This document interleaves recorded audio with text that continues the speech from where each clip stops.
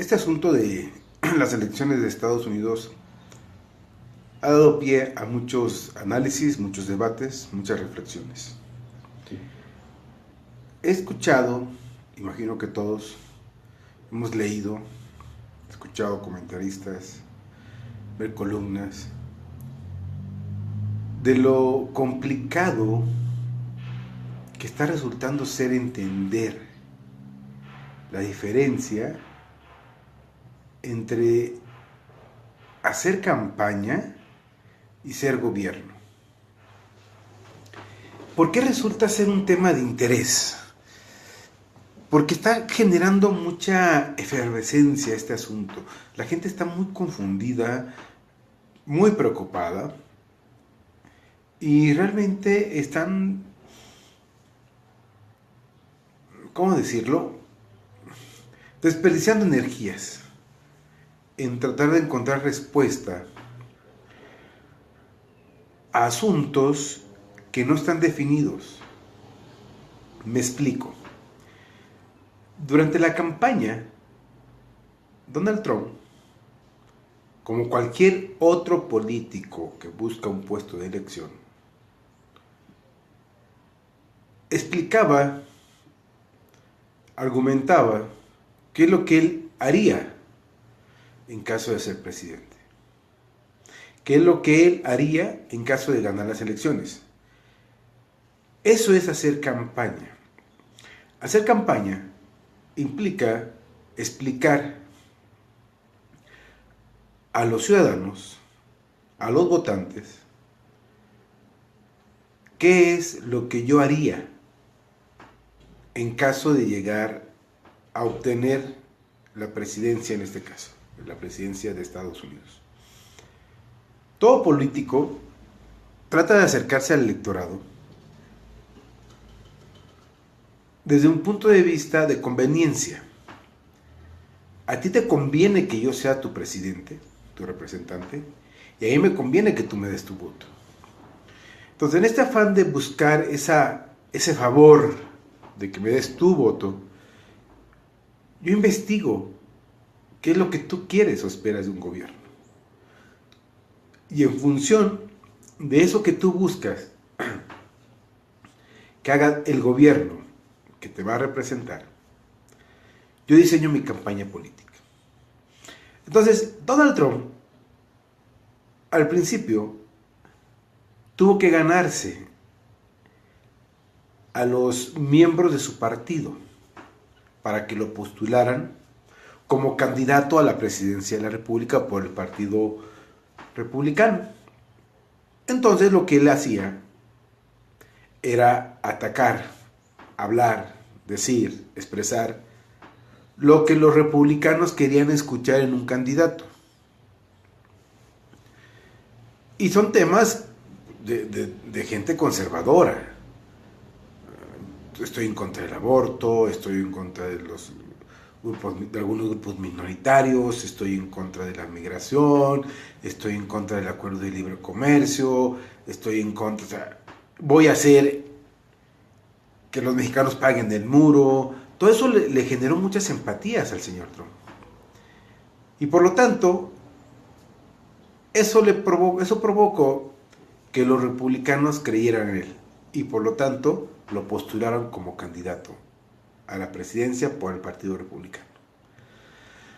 Después viene la campaña política, donde se confrontan los dos principales candidatos y cada quien trata de convencer a la otra parte, o a las otras dos partes del electorado. Son tres partes. La primera son los que ya están conmigo, los republicanos que ya me eligieron como su representante. Por otro lado están los demócratas que pueden o no cambiar su voto, o sea, son liberales, pero bueno, hay que buscar qué más le puedo ofrecer como republicano conservador. Y está el grupo de indecisos que, pues en función del candidato, de lo que ofrezcan, van a determinar su voto. Entonces, en la campaña, tanto Hillary como Donald se estuvieron acercando a estos grupos para explicarles cuáles serían las razones por las cuales tendrían que votar por ellos, qué es lo que harían como gobierno, etc. Y bien, se dijeron de todo, hasta amenazas de cárcel hubo. Y se desprestigian, que son campañas sucias. En fin, la campaña política es esto. Empezar a argumentar qué es lo que yo haría como gobernante, etc. Llegan las elecciones, se define quién es el ganador. Y una vez que se define quién es el ganador, podríamos decir que se da vuelta hacia lo que se prometió en campaña. Se da vuelta y se revisa qué compromisos se tuvieron con grupos de poder, con gente que da financiamiento. Y entonces, considerando su filosofía política, el gobernante lo que tiene que hacer es definir su agenda de gobierno, su agenda de cómo va a lograr gobernar y cumplir con su función de gobierno. En este momento, cuando se define esta agenda de gobierno, cuando se van delimitando las acciones concretas que se van a desarrollar, entonces se considera al 100% de la población, o por lo menos eso debería de ser. Se consideran qué es lo que requiere la población, qué es lo que requiere el país, no qué es lo que yo quisiera hacer como político, sino qué es lo que yo debo de hacer o puedo hacer ya como gobernante. Entonces, como gobernante, lo que tengo que revisar son precisamente cuál es mi margen de maniobra, qué tanto puedo hacer realmente con lo que ya está. Ya gané las elecciones, ya tengo la responsabilidad de ser gobierno, y entonces empiezo a definir qué es lo que voy a hacer. En este momento, de alguna forma, se reconsideran todas las propuestas de campaña y se toman aquellas que son viables, se replantean aquellas que tienen complicaciones técnicas, y bueno, aquí entró un poco a la teoría. Una política pública tiene 3 fases, ya lo voy a comentar en otra sesión: el diseño, la implementación y la evaluación. Entonces, ahorita el señor Trump tiene la obligación de empezar a diseñar sus propuestas de gobierno.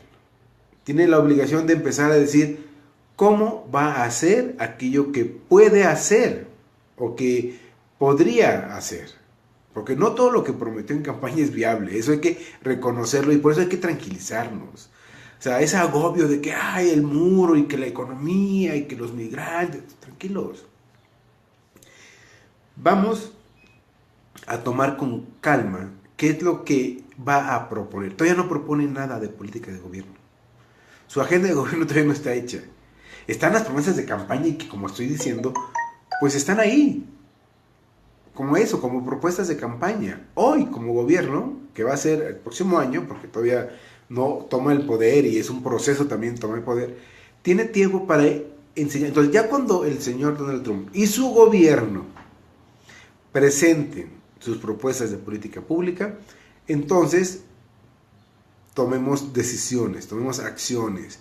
Como ciudadanos, el gobierno como gobierno, los líderes de opinión, todos los políticos, entonces ahora sí tomen decisiones. Por ahora, hoy día 10 de noviembre, todavía no sabemos qué es lo que realmente va a poder hacer como gobierno. Porque una cosa muy importante, y muchos de ustedes lo conocen y lo saben, un gobierno tiene un margen de maniobra limitado. Un gobierno no puede hacer todo lo que quiera y todo lo que se le dé la gana. Posiblemente algunos digan es que tiene el Congreso de su lado. Sí, tiene el Congreso. Desafortunadamente para los demócratas, afortunadamente,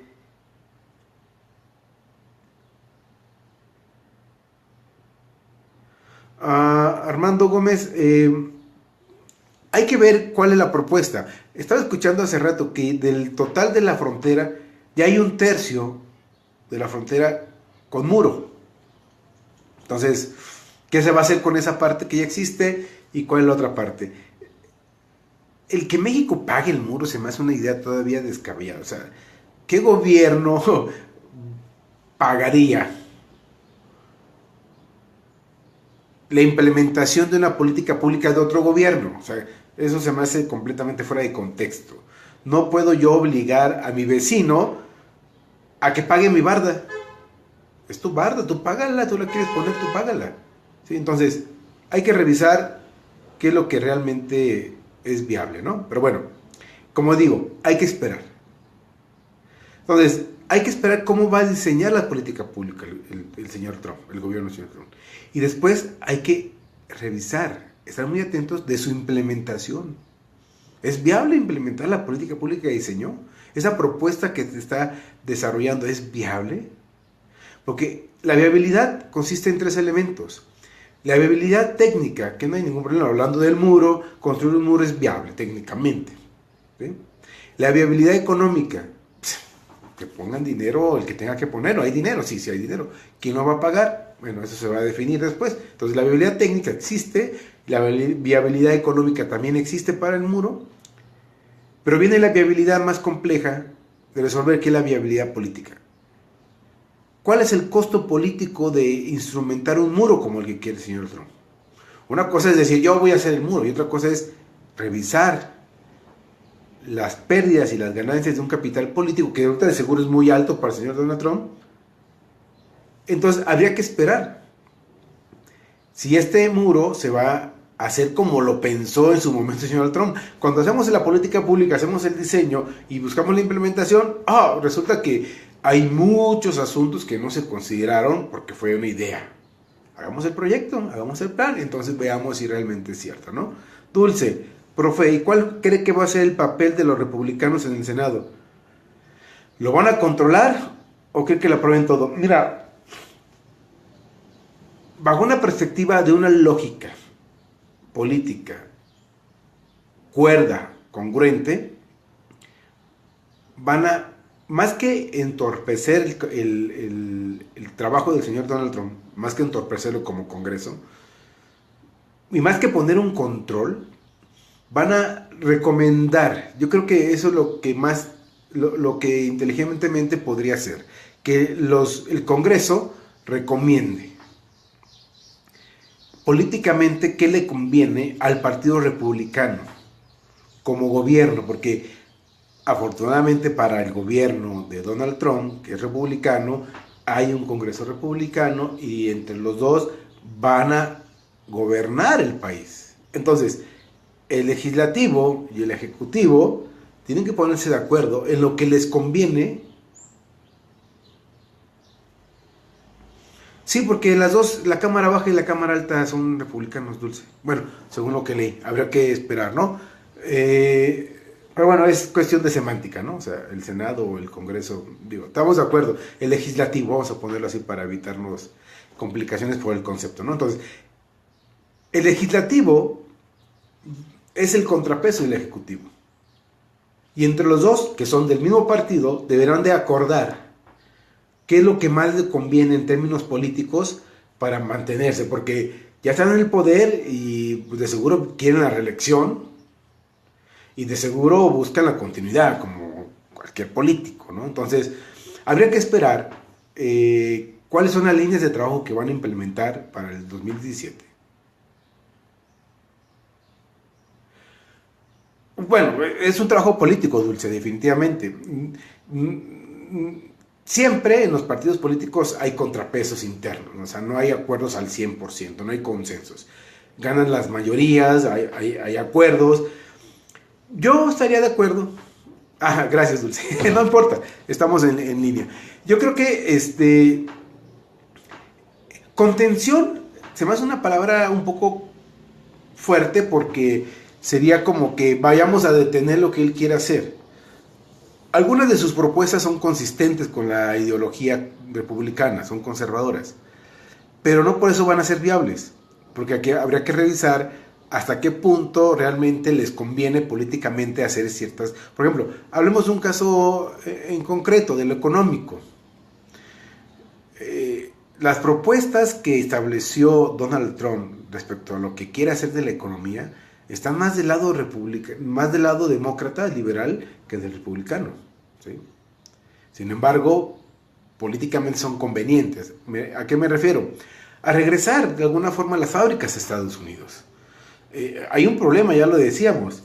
El problema está en que Estados Unidos, dentro de su territorio, tiene problemas por falta de empleo. Porque ese empleo se está dando en los países asiáticos, o en América Latina, o en aquellos países y regiones donde las empresas norteamericanas tienen sus fábricas. Entonces, lo que está pidiendo Donald Trump y lo que está prometiendo, y que es viable y es recomendable, porque creo que para algunos ya nos está quedando claro que esta época de globalización y regionalización e integración de mercados ya está pasando a segundo término, ya no es tan relevante, es un tema que hay que revisar con más detalle. ¿Realmente el mundo continúa con la globalización o hay que dar un paso atrás y replantear la necesidad de la integración y la regionalización? Pero bueno, ese también es otro tema que después revisamos. Entonces, ¿qué es lo que estaríamos haciendo ahorita en términos económicos? ¿O qué es lo que estaría haciendo el gobierno republicano? Vamos a ponerlo ya así, gobierno republicano. El gobierno republicano lo que estaría haciendo es regresar las empresas norteamericanas a su territorio y generar empleos para su población y reactivar la economía. Ese es el proceso normal de la economía. Más empleo, más ingresos, más consumo, todos felices y contentos, ¿no? Entonces, eso es una propuesta también demócrata. Y es lo que ahorita el país, la economía norteamericana necesita. ¿Eso es viable? Sí, es viable. Aureliano Santana. En la guerra de Irak, los tanques tenían que pasar por el desierto de Estados Unidos, por el desierto. Estados Unidos construyó plataformas para pasar por él en vez... Es que escribir en puras mayúsculas Aureliano me complica la lectura. Por la arena, un profesor mencionó que solo ahí van a trasladarlo bloques para... A ver más. ¿Será verdad?